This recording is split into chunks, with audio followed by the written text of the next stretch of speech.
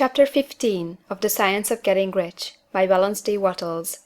This recording is in the public domain. Recording by Diana Meilinger. Chapter 15 The Advancing Man. What I have said in the last chapter applies as well to the professional man and the wage earner as to the man who is engaged in mercantile business. No matter whether you are a physician, a teacher, or a clergyman, if you can give increase of life to others and make them sensible of the fact, they will be attracted to you, and you will get rich. The physician who holds the vision of himself as a great and successful healer, and who works toward the complete realization of that vision with faith and purpose, as described in the former chapters, will come into such close touch with the source of life that he will be phenomenally successful. Patients will come to him in throngs. No one has a greater opportunity to carry into effect the teaching of this book than the practitioner of medicine. It does not matter to which of the various schools he may belong, for the principle of healing is common to all of them, and may be reached by all alike. The advancing man in medicine, who holds to a clear mental image of himself as successful, and who obeys the laws of faith, purpose, and gratitude, will cure every curable case he undertakes, no matter what remedies he may use. In the field of religion, the world cries out for the clergyman who can teach his hearers the true science of abundant life. He who masters the details of the science of getting rich, together with allied sciences of being well, of being great, and of winning love, and who teaches these details from the pulpit, will never lack for a congregation. This is the gospel that the world needs. It will give increase of life, and men will hear it gladly, and will give liberal support to the man who brings it to them. What is now needed is the demonstration of science of life from the pulpit. We want preachers who can not only tell us how, but who in their own persons will show us how. We need the preacher who will himself be rich, healthy, great, and beloved, to teach us how to attain these things, and when he comes he will find a numerous and loyal following. The same is true for the teacher who can inspire the children with the faith and purpose of the advancing life. He will never be out of a job, and any teacher who has this faith and purpose can give it to his pupils. He cannot help giving it to them if it is a part of his own life and practice. What is true of the teacher, preacher, and physician is true of the lawyer, dentist, real estate man, insurance agent, of everybody. The combined mental and personal action I have described is infallible. It cannot fail. Every man and woman who follows these instructions steadily, perseveringly, and to the letter will get rich. The law of the increase of life is as mathematically certain in its operation as the law of gravitation. Getting rich is an exact science.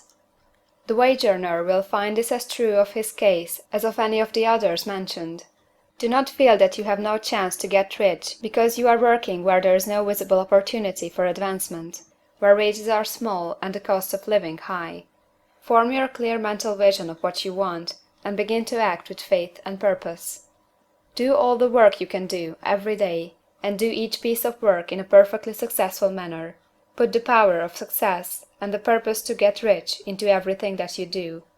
But do not do this merely with the idea of currying favor with your employer, in the hope that he, or those above you, will see your good work and advance you. It is not likely that they will do so.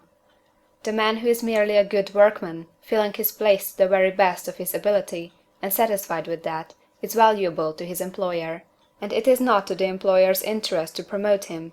He is worth more where he is. To secure advancement, something more is necessary than to be too large for your place.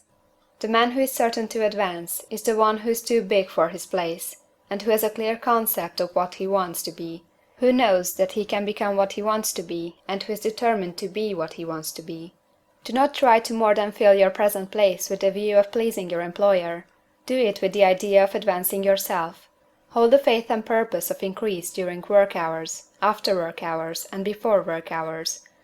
Hold it in such a way that every person who comes in contact with you, whether foreman, fellow workman, or social acquaintance, will feel the power of purpose radiating from you, so that everyone will get the sense of advancement and increase from you. Men will be attracted to you, and if there is no possibility for advancement in your present job, you will very soon see an opportunity to take another job.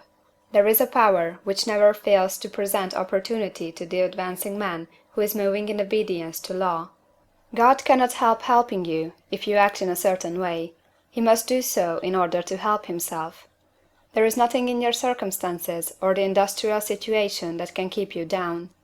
If you cannot get rich working for the Steel Trust, you can get rich on a 10-acre farm, and if you begin to move in a certain way, you will certainly escape from the clutches of the Steel Trust and get on to the farm or wherever else you wish to be.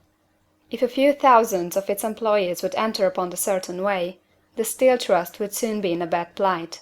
It would have to give its working men more opportunity or to go out of business. Nobody has to work for a trust. The trusts can keep men in so-called hopeless conditions only so long as there are men who are too ignorant to know of the science of getting rich, or too intellectually slothful to practice it. Begin this way of thinking and acting, and your faith and purpose will make you quick to see any opportunity to better your condition. Such opportunities will speedily come, for the Supreme, working in all, and working for you, will bring them before you.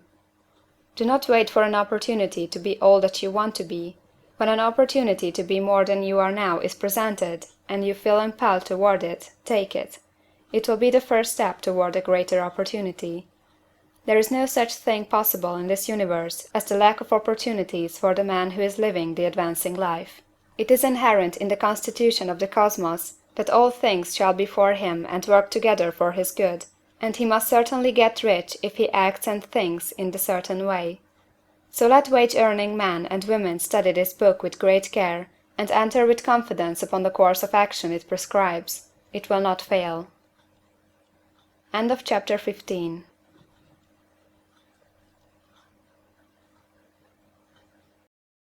Thanks for watching this video. For more informative video, please subscribe and like our channel. Press the bell icon for timely information.